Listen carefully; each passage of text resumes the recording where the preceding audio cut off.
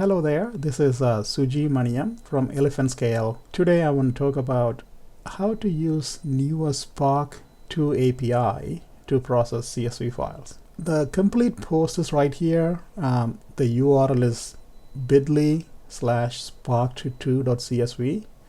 It's part of the Spark 2 series we are doing, because a lot of the Spark postings and examples we see on the internet are based on the older Spark 1 API. So we want to write a few series of posts that highlight some of the new features introduced in Spark 2. Processing CSV tends to be very important because a lot of the data sets we have are in CSV. So with Spark 2, CSV files are natively supported. So you can see right here, using the Spark session, you can read CSV files directly, right, without having to depend on any third-party packages. So this post, we are going to go through reading CSV files using the new Spark 2 API. All right, what data are we processing? I thought it would be interesting to process Spark commit logs. So, the commits to the Spark projects. And let's analyze them using Spark, right? A little meta, right? So how do I get the data? It's very simple. I'm showing it to you right here. First, you need to get the repository. So here I'm just downloading the Spark repository, and you can see it's Apache Spark, right? And then when you go here, so here I have my repository downloaded, Spark repository, and this is a Git repo. So if you do a Git log, you actually see the logs going on. But these are not in a very analytics friendly. So what I'm going to do is I'm going to create these logs in a CSV file. So Git log has a formatting option. So here's the one. So here's a format option. If I do this, right, let me show you guys what I mean. Let me just do this real quick. It's kind of hard to read. So now each line is a commit log. Line 1, line 2, so on and so forth. Let me show you here what the format looks like. It's very simple. I have 5 attributes. The git SHA for each commit, name of the committer's name, so right here, right, and committer's email, and the date that it was committed, and the comment. Right, very simple. And as you see, I'm using the pipe symbol as a separator instead of the comma. The reason is because sometimes the comments might have comma in them, so I just wanted to be safe, so I'm using the pipe symbol as my separator, right? Hopefully that won't introduce any errors. All right, so now that we know the data, and another thing you can do simply is you can basically save this to a file. So here you see I'm saving this log into the format. Again, you can tweak the format any way you want into a file called commits.log. Right, that's it. There you go. So that's our file. So that's how I generated the commit log. And if you look at the commit log,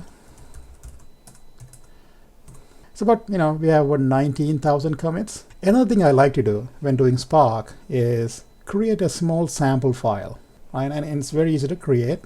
So here, let's say I want to create a sample of, say, 10 lines. So let's use a Unix command head from this file and then send it to like a sample.log. So now if you look at this, here's my commit log, right? And here's my sample log. As you can see, the sizes sample only has a tiny fraction of the whole thing, right? So now that we got the data, let's go and analyze. Now to get this code, basically you can grab it from our Learning Spark repository. The URL is bit.ly/learn-spark2. Very simple. That'll bring us to your Elephant Scale repository we have, and here I have the complete code checked in. So you can simply clone the repository, and also the link is right here. Right? So bit.ly/learn-spark2 is the link. So what I'm going to do, we're going to analyze the logs. And the question we are going to find the answer to is, I want to find the top 10 committers in the Spark repository. So here's our Learning Spark directory, and all the data files are also checked into here, right? So if you look at the Spark commits directory, I have the commits already checked in. So you can, when you clone the repository, you will get the code and the data. All right, let's continue on with our analytics. So now that we have the Spark commits data, let's analyze it. So I want a simple question. Who are the top 10 committers in the Spark project? So here I'm in the Learning Spark directory, and then my data files are in data Spark commits area. Let me go ahead and start Spark shell. So my Spark is installed here. So let me start, I'm starting a Spark shell. And as it's coming up, so finding the top 10 committers, what I like to do is, rather than show you the actual code, I'm going to show you guys how to actually build the solution. So kind of think about like teaching a man to fish example. Rather than giving you a fish, I'm going to show you how to catch a fish, right? Which is, I think, far more useful. All right, so here's my code. Again, I'm just going to copy paste code from here just to save time. My Spark UI is up. So let's read the sample file first. So what I'm doing is Spark read CSV sample file, right? All right. So spark.read.csv, and I'm reading the sample file. Why am I doing a sample? Because it's always a good practice to start with a small data set, and then once you have everything working, then read the whole thing. Read that. So it gives me a data frame immediately. So let me find what the schema looks like. So schema, again, right here, print schema. It's interesting because it's kind of reading everything as one column. That's not what we want, right? Because we want Spark to actually go and split each column into its own value. So next step is I tell Spark, hey, there's a header present. So it's done using an option clause. So we basically say, go read this, but there's a header present. Okay, let's try that. So Spark read option header true, and then read the same file. So it says, yep, I got the, it looks like it found something. So let me print the schema again. Still only has one column. And now I know why it is, because by default, it is looking for comma as a separator. But since our separator is a pipe symbol, we need to explicitly specify that. Okay, let's do that. All right. So here's my code, and what am I doing is I'm saying header is true. There's a header present, and delimiter is pipe symbol, and read the file. All right. Very good. Now let's see what kind of a schema it looks like. So you say commits print schema. Now our schema is inferred. It says there's 5 fields. There's a SHA, there's a committer ID, email date, and it's gonna defaulting everything to string, and that's fine. That's good enough for this lab. Very good. So now we actually have read the CSV file as a data frame, and the beauty is Spark can also infer the schema from the header right away, which is nice. So now that we have the data loaded, let's see how many commits are there. So a simple count, about 20 or so, because remember this is a sample file. So since we are good here, let's go and actually read the full file. Right? So same thing, all I'm changing is the file name. So right here you can see I'm reading the entire file. Count this, it's about 19,000 or so lines. Great, that's good. Okay, let's do some analytics. What does the data look like? Simple thing, you can do commit.show. Excellent. Right, so now let me sort of space this out of it. There we go. Now we can see better. So here's my commit data. This is a GitHub SHA, committer, email, date, and comment. Excellent. Now that we have data in a nice data frame format, let's do some analytics. So I want to understand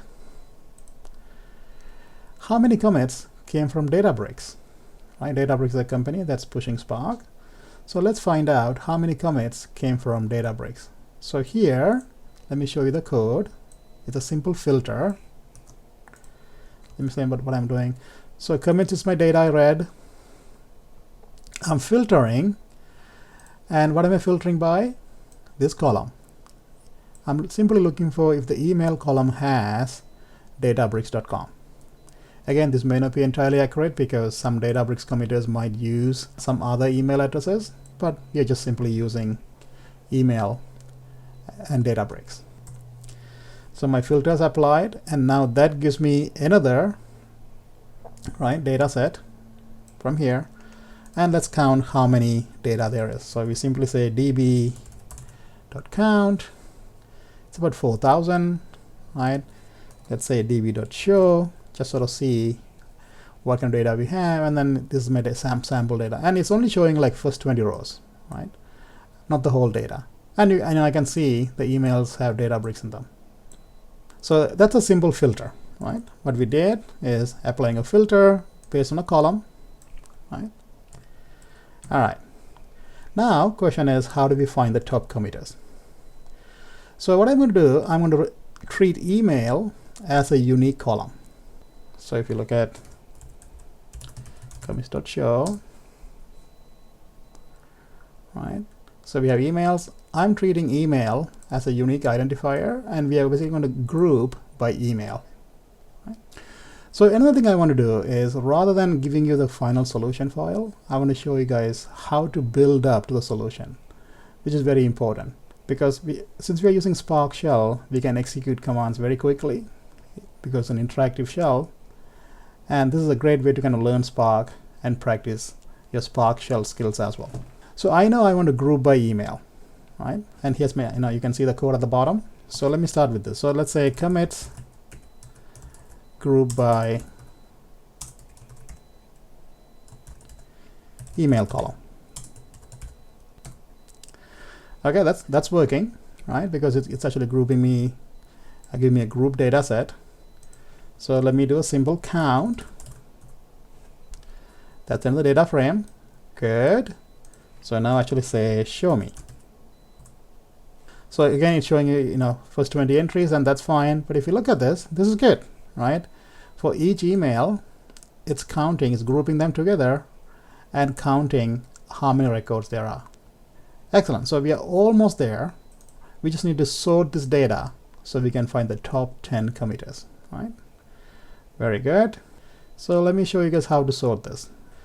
So our count is already great. Now all I have to do is sort. So here is order by, and I want to order by descending, right? Descending which column? Count. Why? Because here's a count column I want to order by. Good. That's great. Let's say show. And there we go. Here's the commits data, grouped by email, and sorted by count, and the top committers. So Mate seems to be the top committer with 1,300 or so commits. And then I think this is Patrick Wendell, Ronald Zinn. So, these are all Databricks principals and Spark founders, right? So this is great. So now we actually analyze the CSV data, and we did a quick example of doing some queries in CSV. So the takeaway from here is, rather than showing you the code, I can show you how to build and arrive at the solution. And if you look at the final answer, right, I'll show you right here. I mean, this is pretty much this 2 lines. You read the data, and then simply we are grouping by email and ordering by count. Right? So basically 2 lines. But rather than showing you these 2 lines, I kind of wanted to make sure you guys understand how we arrived at these 2 lines, right, which is an important skill. Very good, guys. So that was the entire tutorial. Again, you can access this using bit.ly spark2.csv.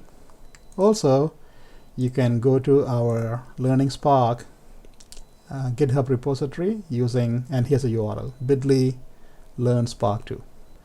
Thank you.